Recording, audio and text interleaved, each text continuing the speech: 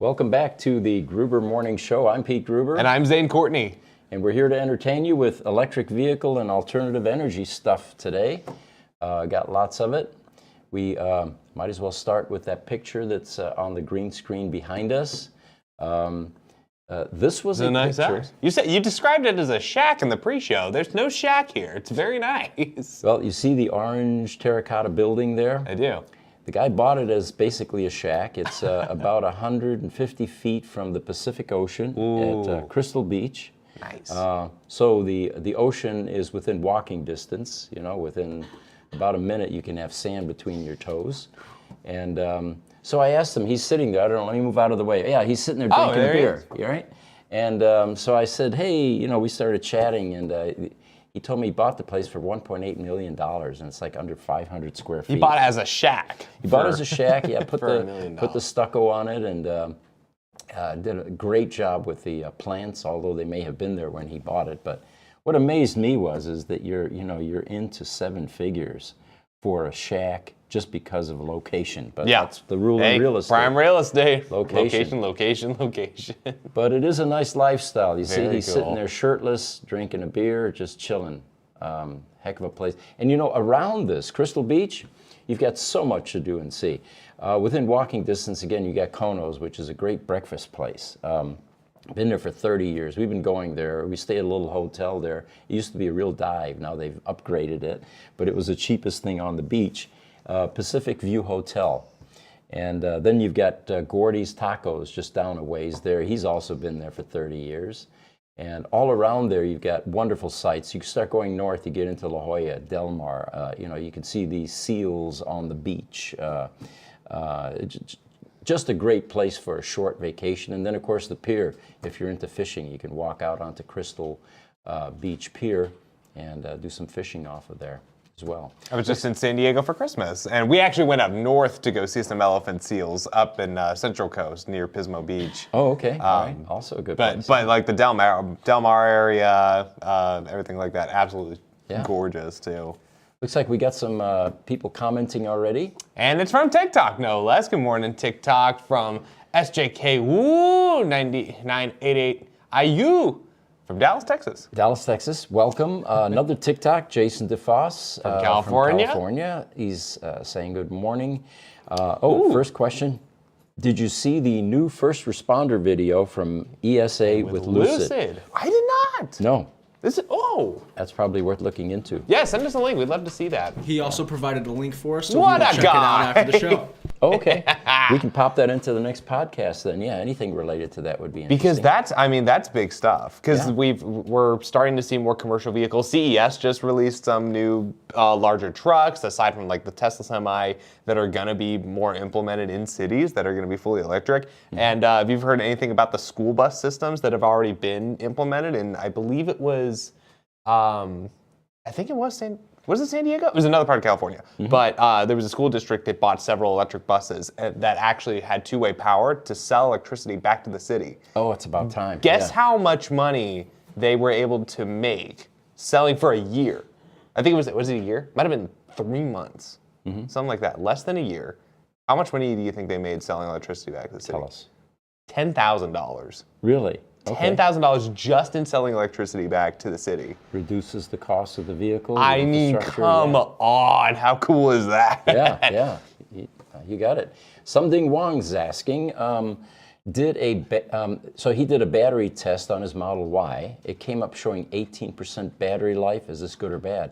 I don't know what the 18% parameter means. I guess it depends on the test. If you mean like going from just a continuous one charge? Or did it lose 18%? Or is 18% left? And how old is it? And we'll get some more questions. By the way, Jason DeFoss is from Canada, not California. I'm Canada. so sorry. Okay, yeah. My apologies, Jason. Here in the U.S., we use two-letter designations for the states. I feel like California should be the one to change. Like, we'll all respect to Canada. We'll let you guys have that one. California can change. Absolutely. So any of you that have questions related to deep technical stuff that we can't answer, our service center guys watch these podcasts every Tuesday and Thursday. And when they catch a question they will at times chime in. So if you have any direct questions for them, give it a shot. We'll see if we can get them to respond. And so they're also available. So we've got an expanded team here besides social media and ourselves here. Yeah, I'm just here to look pretty, but these guys are actually intelligent. I'd love to spend more time with them. All right, so I've got some news items here to start with, and then we can get back into questions. What happens if you stop an electric car on an incline? This was a Quora question. And, you know, the EVs are a lot easier to get going again than a piston gas car. I remember driving a rental car in San Francisco many, many years ago. I wanted a standard drive Mustang, just because of the, you know, the It's driving cool. experience there. Oh, yeah. But my God, the incline on some of those streets, trying to parallel park, and it got to be almost dangerous. So this is where an electric car just shines compared to a fossil fuel burner, especially a manual tranny. The wheels all have disc brakes as well as parking brakes. So to hold still on a hill, you depress they call it the gas pedal. It's an accelerator pedal. There is no more gas pedal in an EV. And then you just simply, so you depress your brake, and then you work the accelerator pedal, depending on what you want to do. So you can do a smooth climb out of a San Francisco uphill parking place without any fuss or muss. And the EV has no tranny, so rarely is there any, or there is no gear to shift into. So the answer to that is EVs are much easier to drive than a fossil fuel burner if you're on a hilly or in a hilly environment. I wonder if there's anything to the idea that if you're on an incline and you're providing pressure even backwards, I wonder if there's any sort of regen that it might hold from simply the motor itself. There has to be rotation for it to be. Okay. Yeah. That's kind of what I was thinking. I was like, is there any chance that the resistance put on that could recharge the brakes? No. Yeah. But the other advantage with an EV is they have instant torque and horsepower, maximum at 0 RPM. So you're not going to need to spool up your engine. I remember I was in Europe one time, and I had one of these anemic vans. I was in Italy, and I was on an incline, and there was a pool behind me, and it was a little 4-banger engine in this thing, and it was all loaded up with people and luggage and all that. Oh, yeah. I had a hell of a time getting that thing to go forward without rolling back into the pool. But yeah, so EVs definitely rule in that category. Question from TikTok regarding our video. Jacob Russell, how does one get a job here? Well, you apply, and the email address you apply to is ev@gruber.com. Now, having said that, we don't have jobs outside of Phoenix, Arizona right now, so if you're willing to relocate or live in Phoenix, Arizona, please apply because we have openings for technicians. We don't know what to call them anymore. Are they mechanics? Are they engineers? Are they technicians? Because they really end up doing all three of those. Yes. So it's kind of a hybrid, yeah. Can make a whole new term for it. Mm-hmm. Mechnician. Right. Good stuff. From Emmanuel Setness, how complex is Oh, this is a good question. How complicated is Vampire Drain? Vampire Drain. Okay, well, you know, I go back to the Tesla Roadster here because that's what we have the most experience with that. Although you could also have some experience with the Model S in a very cold climate when it's trying to keep itself warm. The Vampire Drain in the summer here is pretty noticeable. Let me put it that way. I have VIN number 5 at the house, and I have to charge that like every 3-4 days because the pump is continuously running, cooling the battery, and it puts a drain on that propulsion battery. This time of year, it's wonderful. I charge maybe once every 2 weeks or so.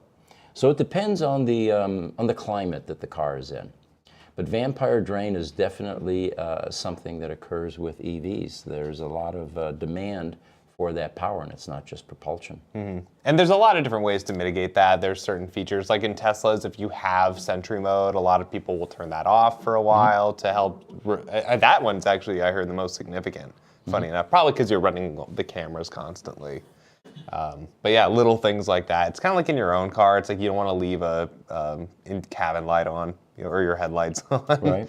Drains the 12 volts. Same principle. Mm-hmm. From our SJKQ98, friend. Not an electric question, but my Jeep Wrangler started to dead wobble. How can I fix that? Yeah, I think that's more of an actual mechanic question. Yeah, not us. Jimmy Jo123, are you guys going to work on Rivian? You know, there's so many EV brands that are coming out now. Initially, we're so buried with Tesla work that we're not accepting any other brands at this point. But it's definitely the future because independent maintenance will definitely be the solution for manufacturers that are cranking out vehicles beyond their capacity to build their service delivery network. And it's coming, it's already here in most cases. And of course, the other thing with these new manufacturers, warranty issues. They can't catch everything during validation testing.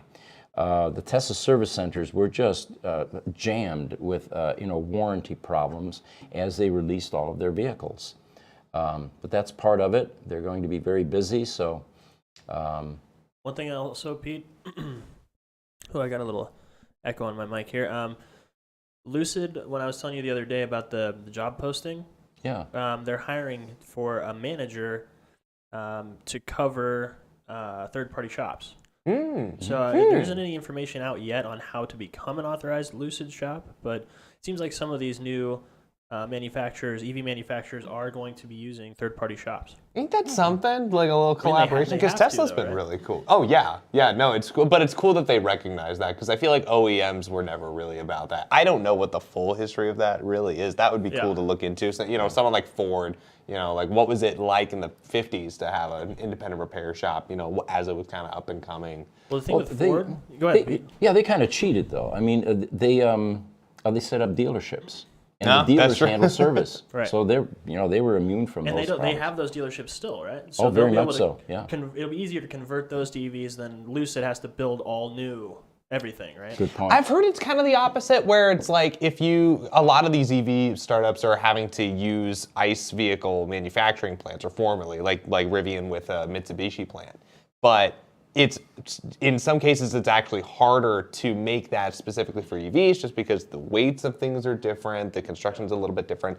So it's actually somewhat easier to start from scratch Than to in try some and places. convert something. But it's like at the same time, it's like and to Ford's credit, they've been very driven in regards to dealerships in creating a whole new system and basically copying the Tesla model and saying to their existing dealers like, hey, this is what we're doing, and if you're not playing by the rules of the good dealers, you're out.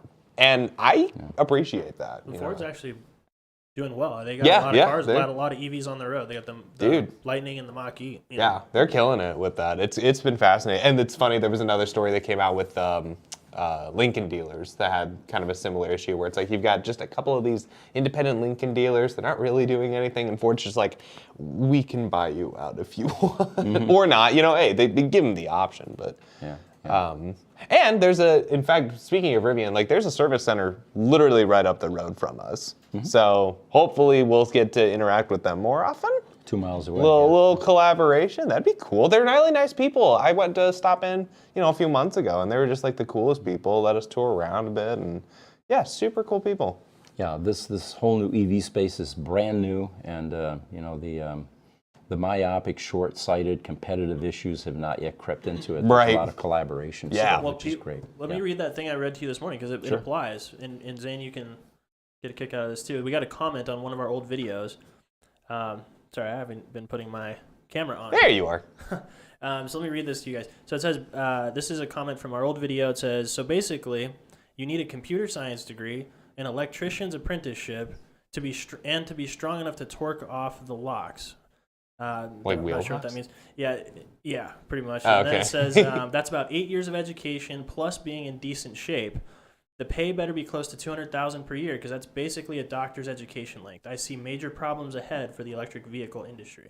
Yeah, and as I pointed out, when you read that to me, it's again a strong argument for the disruption is coming. It's coming fast, and smart cars is about the only way we're going to be able to meet that kind of demand.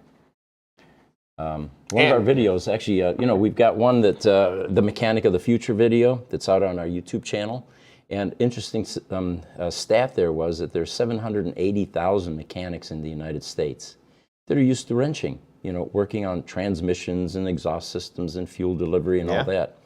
How do we get that many people to switch over to doing electronics work, EVs, working in software? If at all, yeah. I If think at it's all. I think it's more like having to start from scratch. And to that guy's point, it's like if you are starting from scratch, it could be 8 years. It could just be you've been around it long enough to pass the test. Yeah. Kind of catch me if you can. It's a little bit.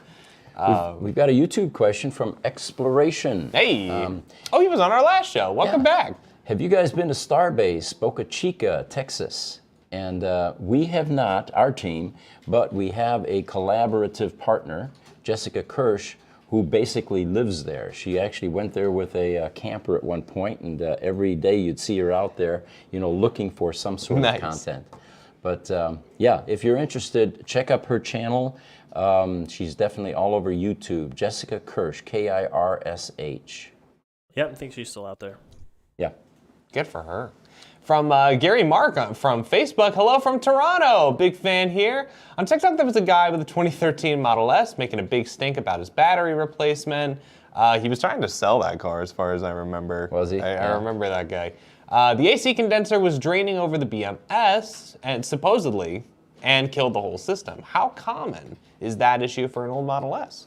Well, we have a cause-effect issue here. I think the assumption is that the condensate dripping from the AC on top of the battery eventually breached the battery and rusted through the bolts. It's a steel cover with steel bolts. They didn't use stainless steel.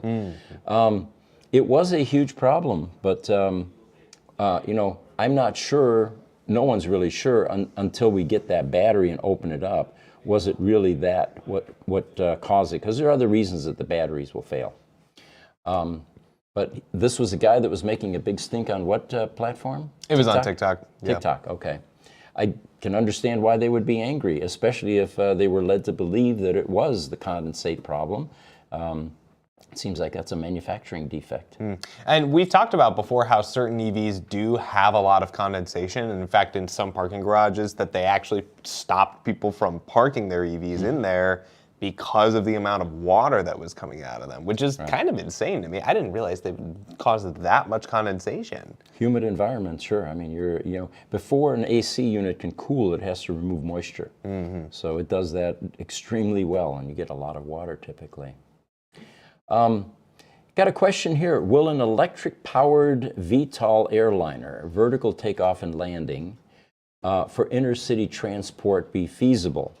Well, that question asked in probably a decade or two will be, of course. Look at them. They're all over the place, right? The problem with vertical takeoff and landing aircraft, we're basically talking about big drones now that are able to handle people or, act as a car fundamentally.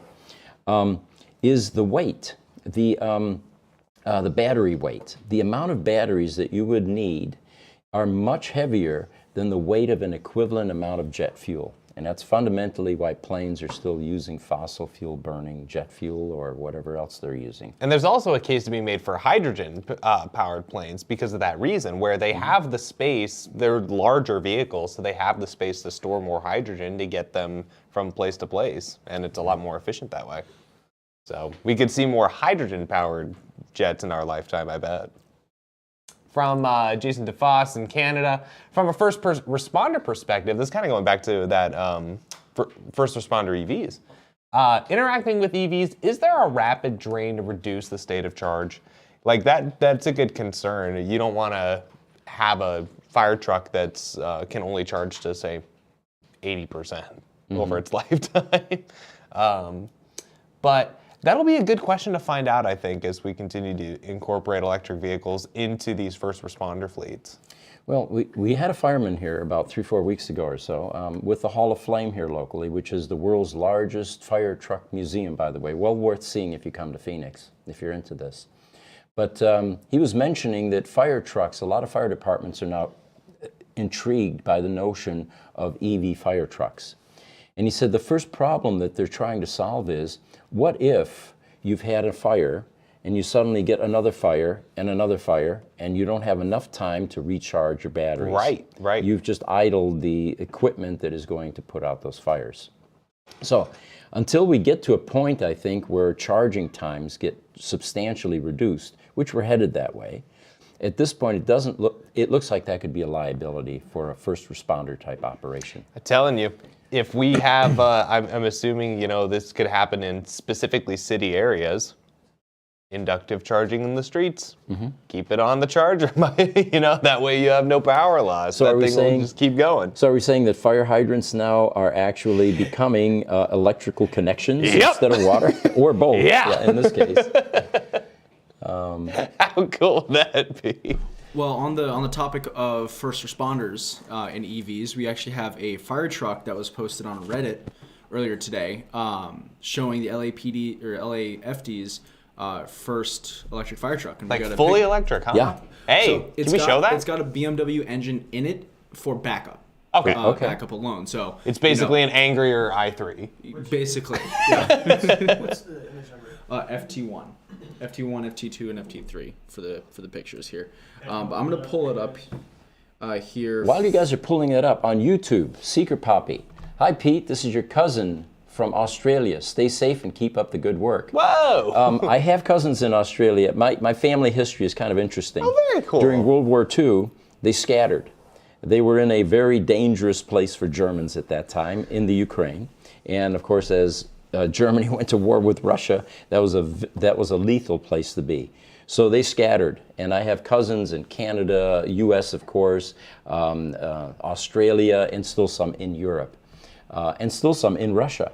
Oh, wow. If that's one of my cousins, welcome, and let us know what part of Australia you're in, and then I'll know which one you are. That's awesome. Yeah, very cool. We have quite a wonderful reach, don't world. we? It's a small world. Yeah. It is it's a small, wonderful world. Okay, I'm pulling that up for you guys now. Hey, here we go. We're getting a picture.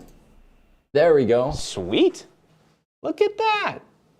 And the company that this fireman was telling us about that makes these electric fire trucks is in Austria. And apparently kidding. the city of Los Angeles bought one, but had a hell of a time keeping it. Customs problems, tax problems. Oh, So they ended up shipping it back to Austria. I think we're going to have to get the details on that because it sounds pretty insane. But Yeah, right. How bureaucracies are. Ain't Things that like just that the happen. way? Oh my gosh. I mean, look at that thing. How cool is that? I heard one thing too. Another naysayer was like, well, if it's electric and it's around fires, it's going to catch fire. I'm like, we never had that problem with combustion cars. Yeah. Like, those things run on explosions. We've been doing just fine. So, for those of you curious about why there's a shirtless guy behind me drinking beer in front of a little house like this, again, to reiterate, this is his house. house. It's 150 feet from Pacific Beach in San Diego by Crystal Pier. And I was walking by this guy who was chilling and enjoying himself and started a conversation. And he said he bought this shack for $1.8 million. It's less than 500 square feet, but it's all about location. And within walking distance of Kono's, Gordy's Tacos, Del Mar is just north of there, La Jolla, beautiful parts of California, all along the coast there, US 1. So a house like that, even though it's small, it looks like he has an enviable lifestyle there. That's what that's all about.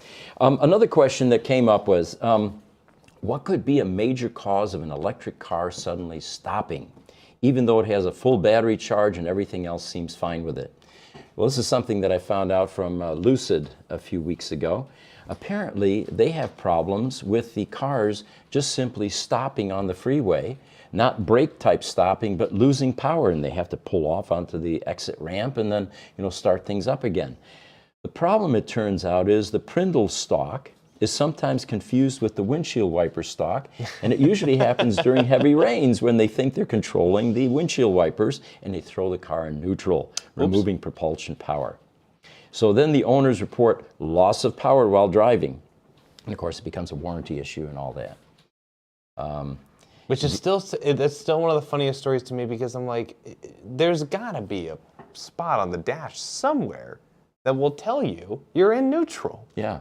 I don't think they would ignore that. You know, I mean, the guys at Lucid. Yeah, why not just put an Alexa function in there, and Alexa says, or whatever the talking function in the car is, you've just thrown yourself in neutral. Please go back into drive if you want to continue driving. Can you imagine your shift? Well, because I mean, imagine if it was a placebo stick shift that had that, and you're in first, second, third, fourth.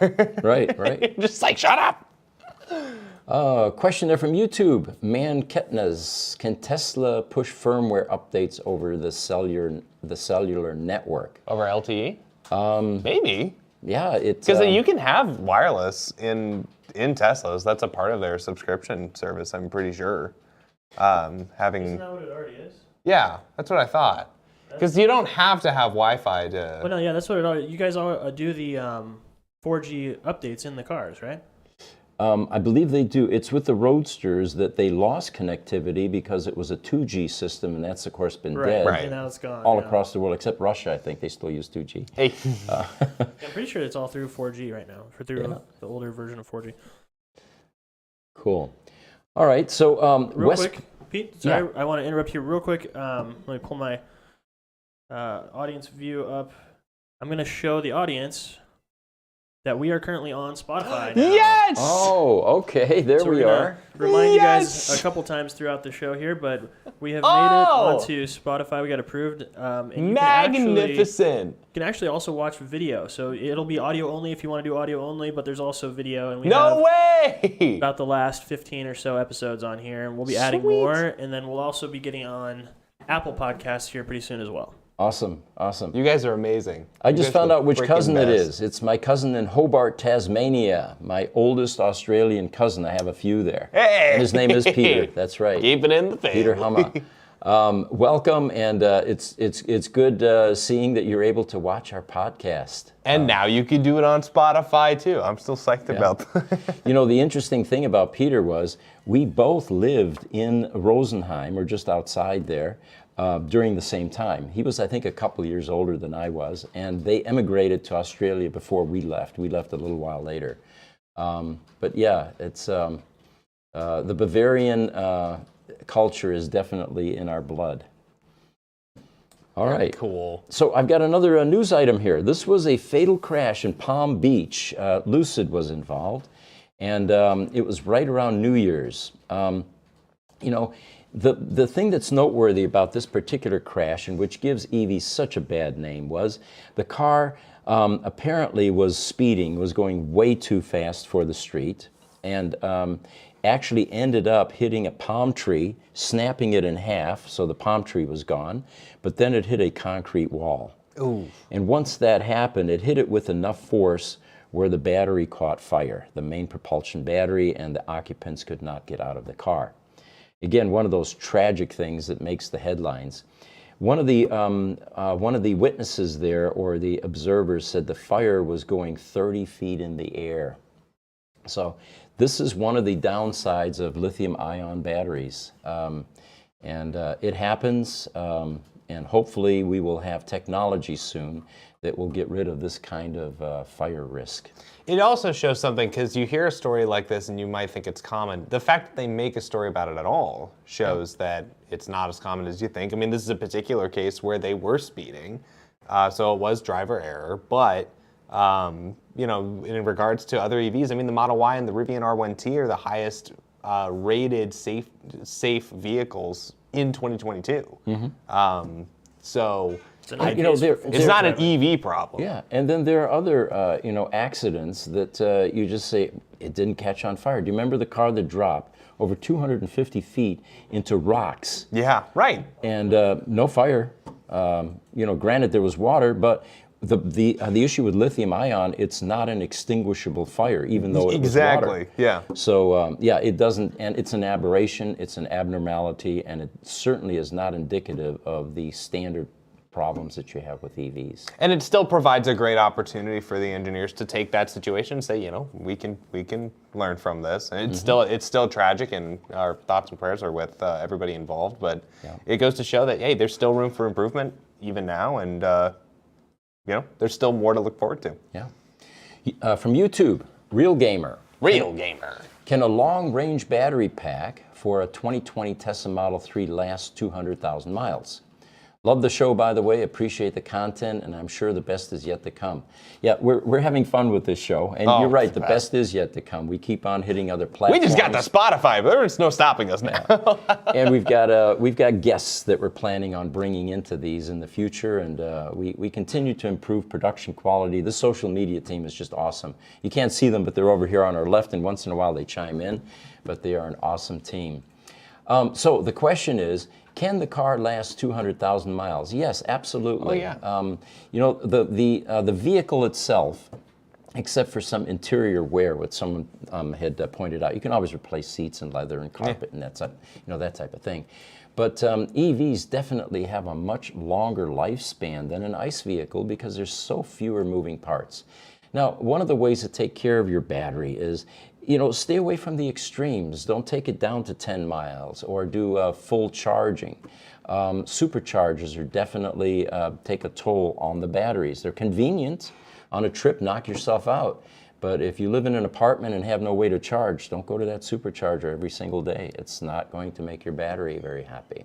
And most people that do that, I know some apartment dwellers that have EVs, they'll only charge, once a week when they actually need to, and they'll do, say, 10% to 80% charge, and then good to go, something like that. But still, you're right. You want to be careful about your battery degradation and things like that. But most of these Teslas are rated for over 400,000 miles. The Model S, I keep doing my window shopping on these things.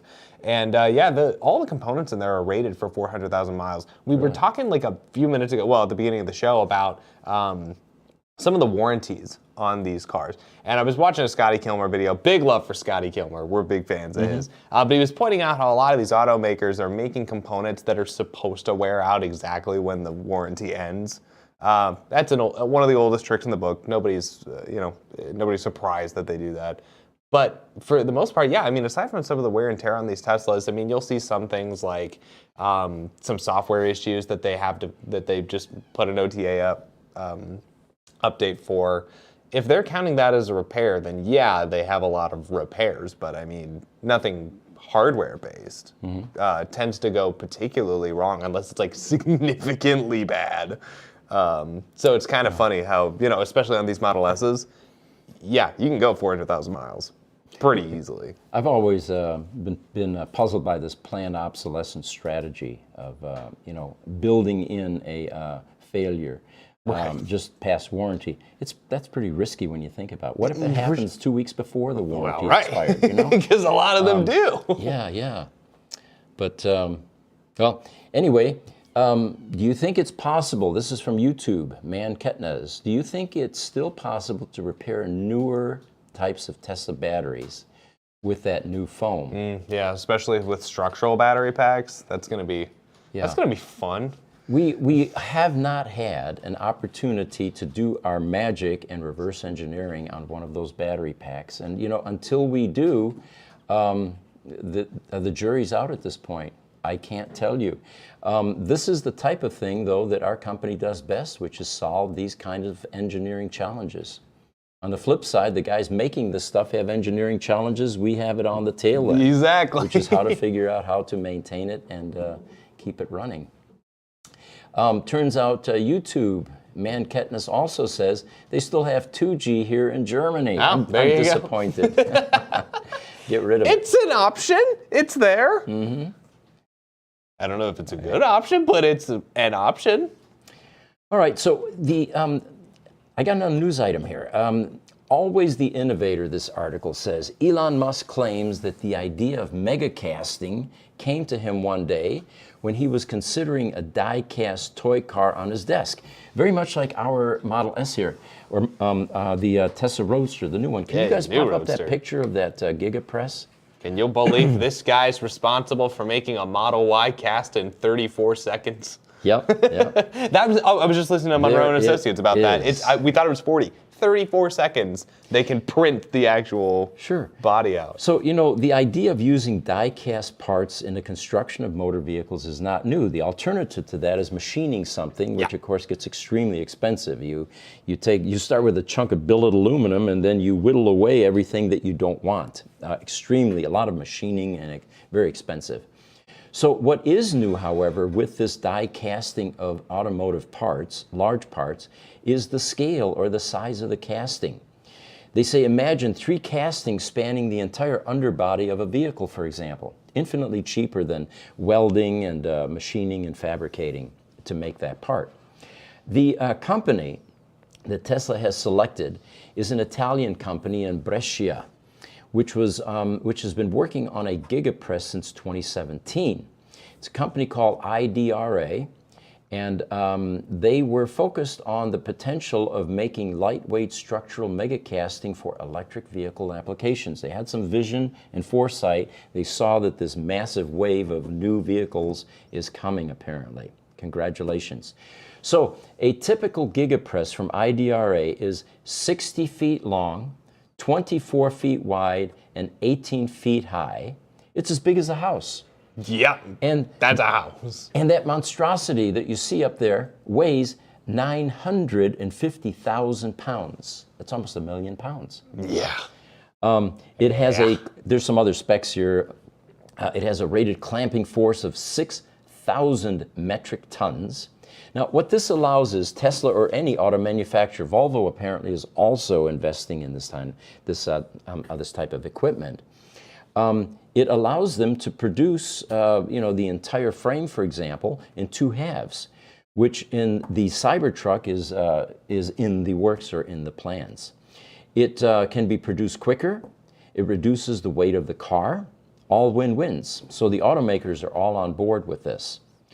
It will reduce the number of pressings in the case of just one vehicle, one Tesla vehicle. I think this is the Model Y, from 70 to just 1.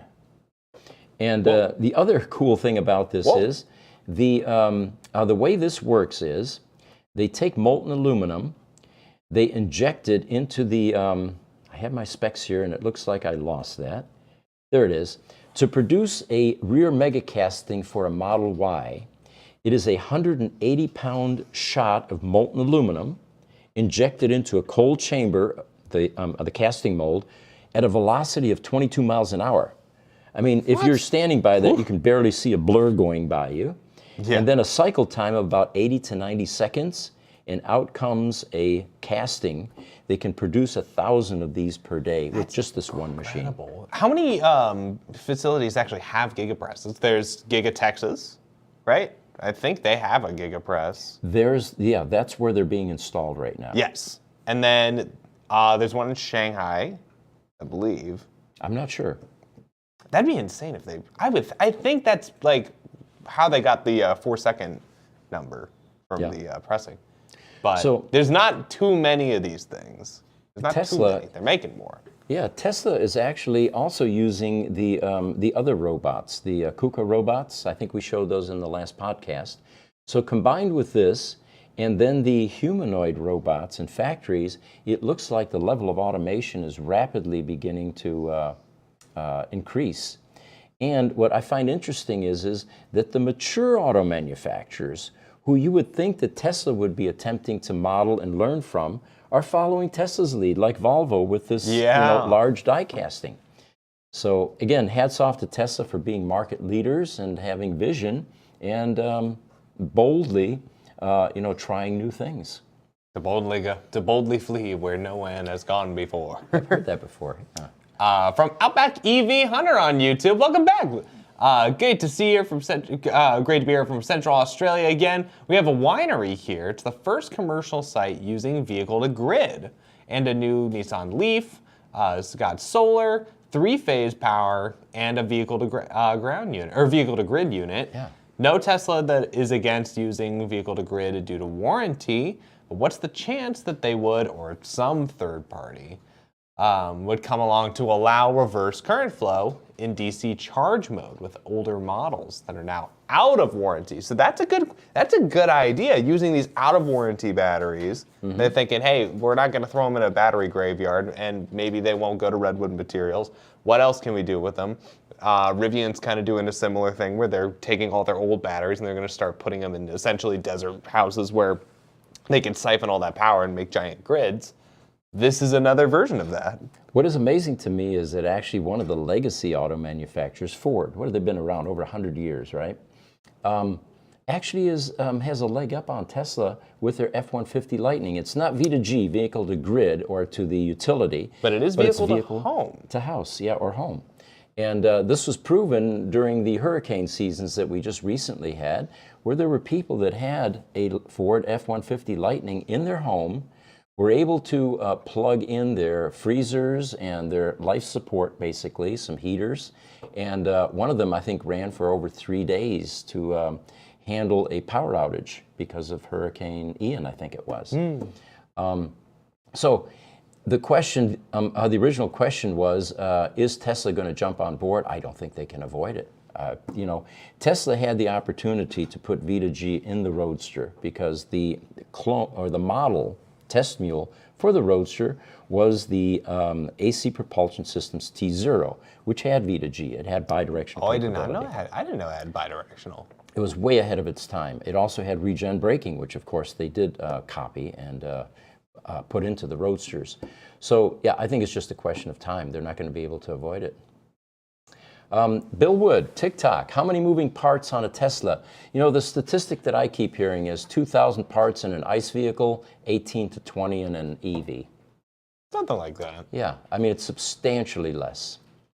Instagram, Soul to Stone. Morning, gentlemen. Thank you for the chat again. Hey, you're more than welcome. Good to see you again. From Fly Guy on YouTube Shorts. Hey guys, my girlfriend's looking to get a Genesis GV70. Are you guys expanding beyond Tesla battery repairs? Currently not yet. The other answer to that, though, is Fly Guy. You're not going to need to take that to an independent maintenance shop. You're Not gonna for a have, while. She's going to have warranty for quite some time. And the shops like ours, we handle out of warranty customers. The difference clearly is we're going to charge, the warranty centers are not. So we would not see that vehicle for some time. And by the time those come off warranty, we may have expanded into many of the other platforms, which, by the way, I say this often, that's where we started. We didn't have enough Tesla business, at least originally, and we were fixing Priuses, hybrids, Ford Fusions, Chevy Bolts, any of those vehicles other than Tesla at the time. Very cool.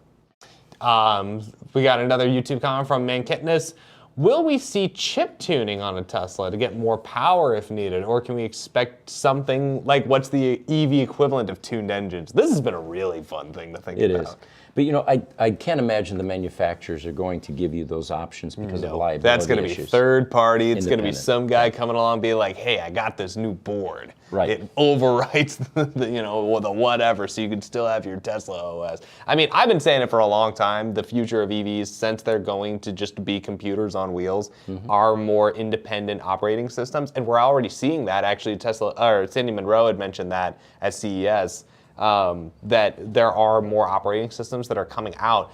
I didn't even know this, so I thought Tesla's was not just Linux-based. It's actually based on BlackBerry. I had no idea the BlackBerry wasn't even in the game still, but it's the BlackBerry guys that are still pushing out, operating systems like Linux and things like that. And so, yeah, you've got more space in the industry to provide those avenues. So we can see people start to kind of developing these independent parts and repairs, or excuse me, just parts that you can swap out if you want to do something like chip tuning and things like that. I think that's going to be more the future. It's going to be like, if you build a computer and you swap out like a graphics card or your RAM or things like that, and you can get creative with how you do that. It looks like Nulvers is back. Nulvers 53 from YouTube. His question is V2G or vehicle to grid? So also referred to called as vehicle to load. Yes, yeah, that's another way to. Is that a feature that can be added to an EV through a software update, or are there additional components required? The answer there is additional components are Yes.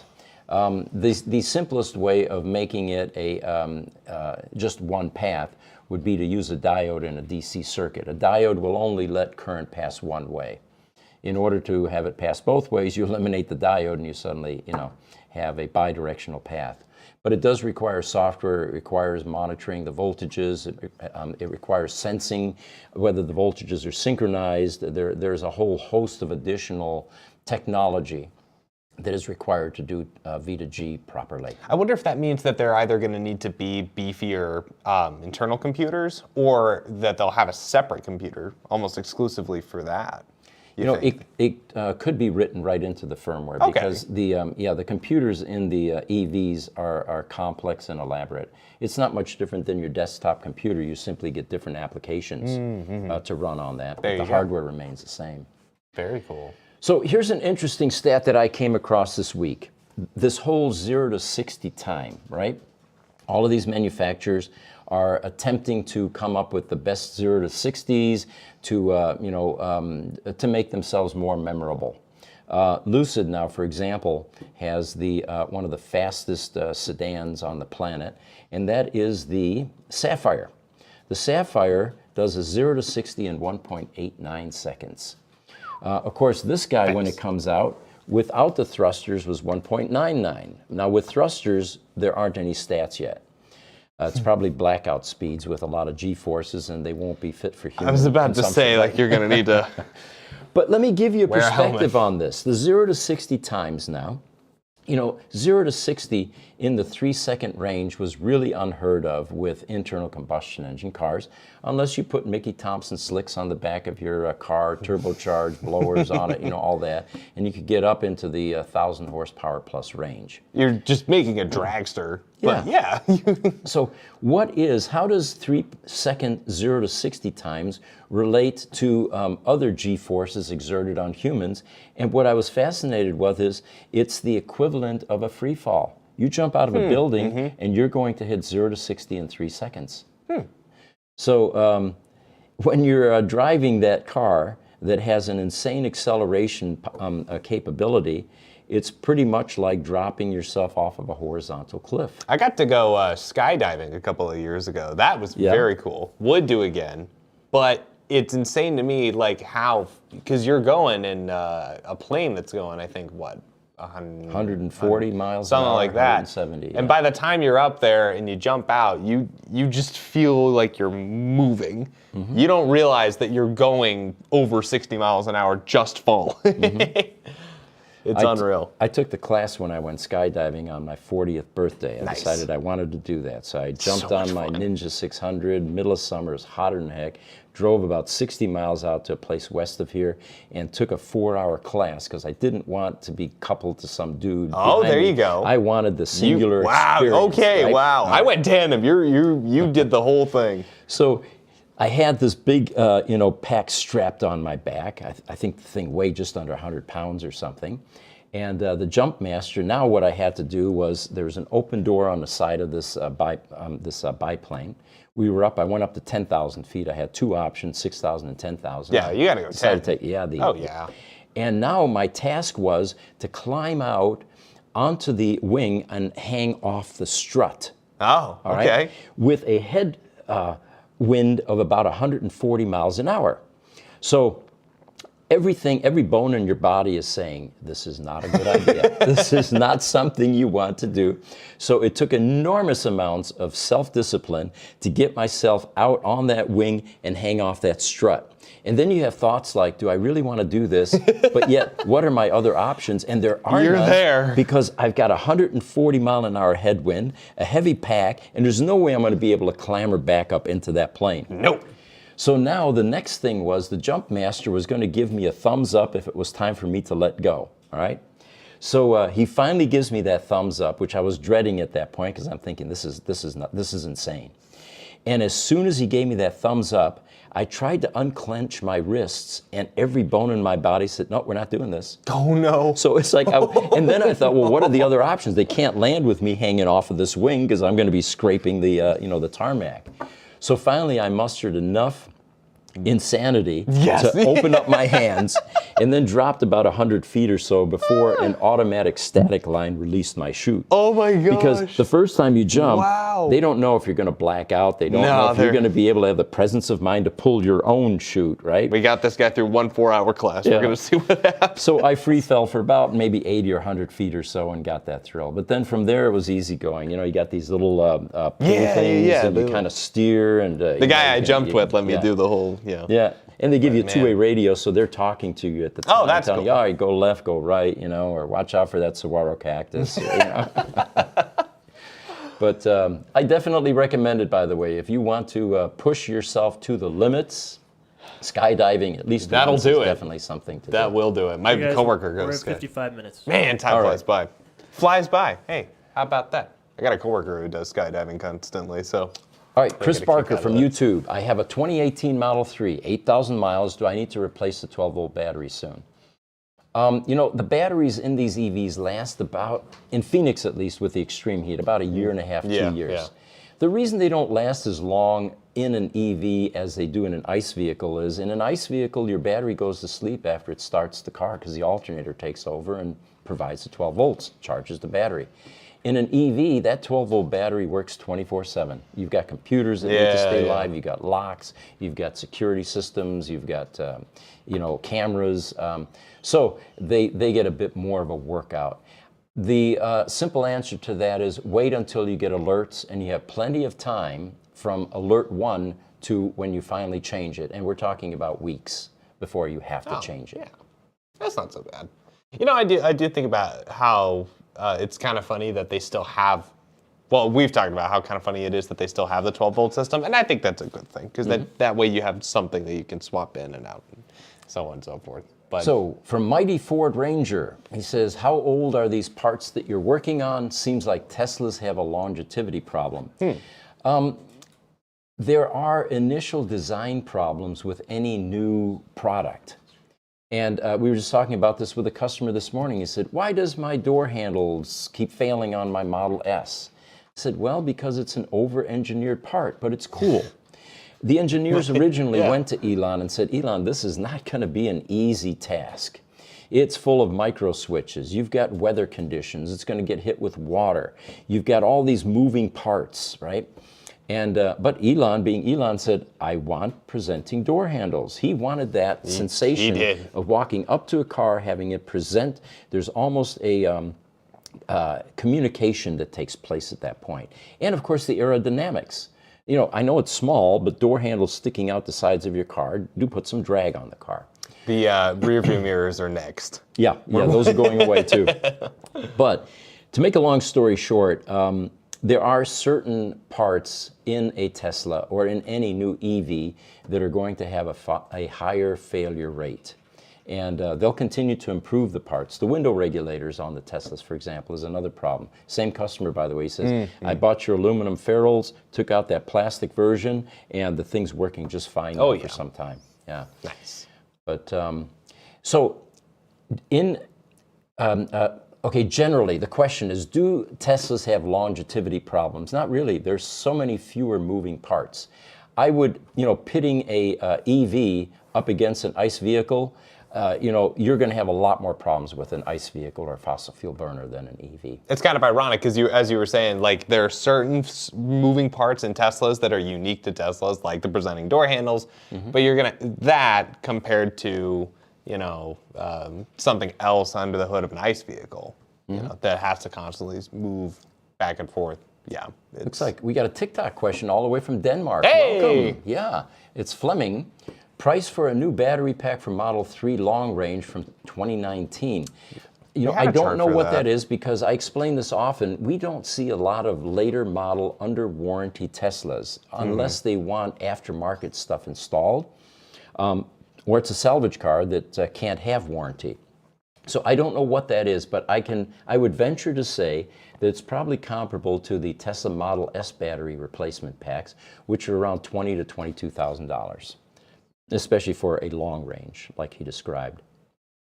I just wanted to check really quick. Did we answer Soulstone's question here? Did we? Cells. Here we go. Okay. Yeah, I feel like it's a quick one because we've answered this before. So, Soul to Stone, how come the batteries in Teslas can't just be disconnected? Can't just disconnect the bad cell or bypass itself? Okay. There's a good reason for that. You've got 7,000 cells in that car. You could create electronics and sensing circuits that sense all 7,000 cells, but then the sensing circuit would be larger than the battery and an enormous additional cost. So the cost-effective way to handle that is to cluster the cells into bricks, all parallel connected, and then monitor the brick level, which is infinitely less. In a Tesla Roadster, for example, you have 99 bricks versus 6,831 cells, which if you're monitoring them individually, would give you the ability to do what Soulstone 2 or Soul 2 Stone describes.